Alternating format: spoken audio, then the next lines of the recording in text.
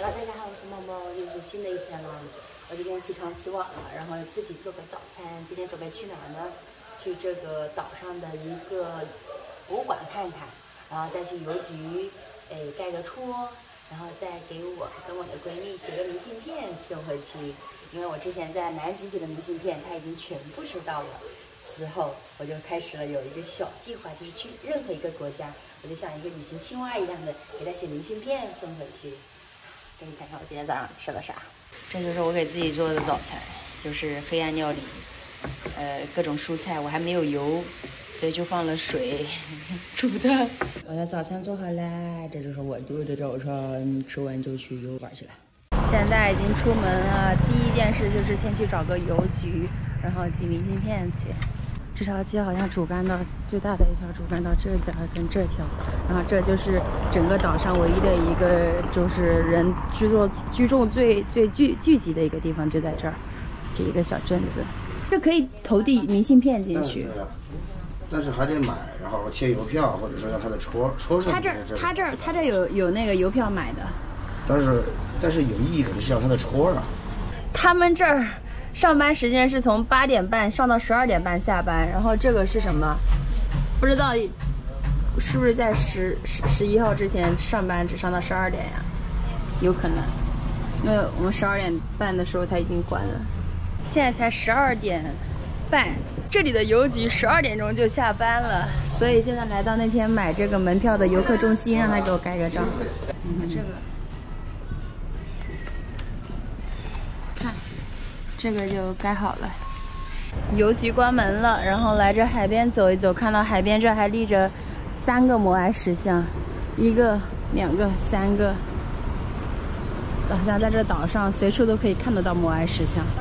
这个也是那个阿护2个大祭台。虽然邮局没上班，但邮局上面写了我们可以去游客中心盖章。第一个盖到章的那个是售票中心。然后这里是游客中心，该不会没上班吧？这么离谱吗？然后他午休吃饭去了吗？真的是离原上铺。没有，他说是5点半才关门的。没人，但章在那儿，我看到了，那有个章，看到没？中午吃饭去了吧？那有个章。对，他说5点半才关呢。我来到了这个岛上的 Dive Center， 他们都不上班，他们中午都休息。真棒！问了他们潜水中心的，说这1个星期的浪太大了，可能要潜水的话要到下个星期才可以潜了。那我周日的机票就走了。哎呀，这个浪居然还有人出去钓鱼，风浪越大鱼越贵。看那个出海去了，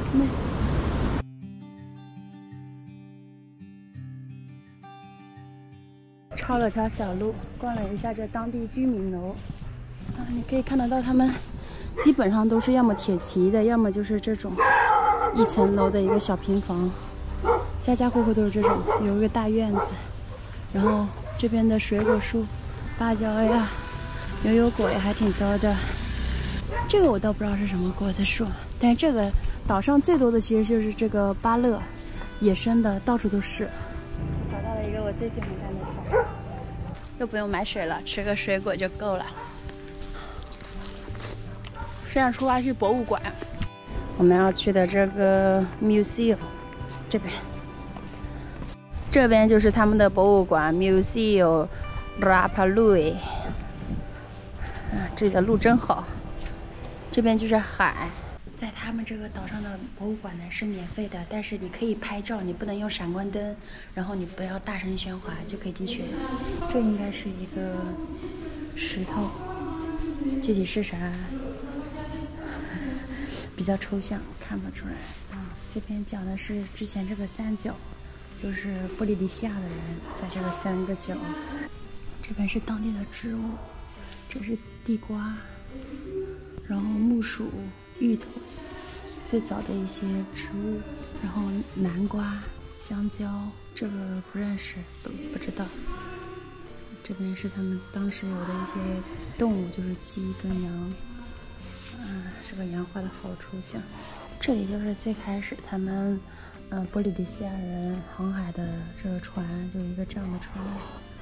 那么这个应该是用植物编织成的。看，这这是一个女性的一个摩崖石像，他们找出来的时间还不一样，这是先后找出来的，身体是后找出来的，找到身体之后才知道这是一个女性的。这是玄武门，他们后来石器时代自己做的斧子。然后我记得看过一个纪录片，他们在一个山洞里面找到了这个，就这个东西，就是他们一个是作为防卫，就是类似于斧子这种。因为在这个复活节岛呢，有一段时间就是他们把岛上的一个动植物全吃灭绝了，甚至几十万只海鸟都吃灭绝的时候，他们不是也出现了这个吃人嘛？然后这里就有一个给你们看。像这个就是很清楚的把他的一个肋骨啊什么都画出来了。他们说当时就有的人就真的饿到这个地步了，然后能变成这个样子了，但我不知道是真的假的。现在的摩崖石像都没有眼睛了，眼睛应该是那个白色的珊瑚石，然后放在这儿。这是几百年前的鱼钩，用石头做的鱼钩。看这半个摩崖石的面。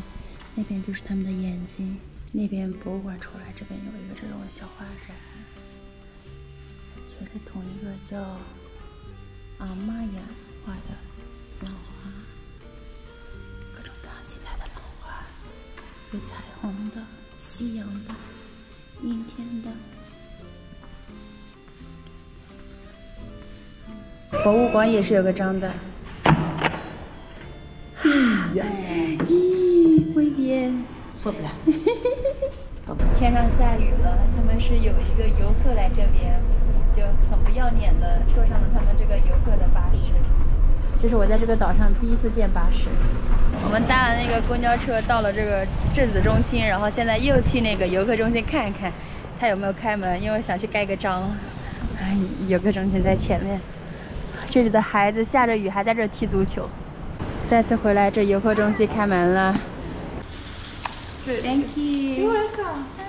看 ，Rapalui 这是当地的一个特色小吃，这个叫腌吞拿鱼，用柠檬汁各种东西腌的。加服务费的话，150块钱一份。这岛上的价格还是挺贵的。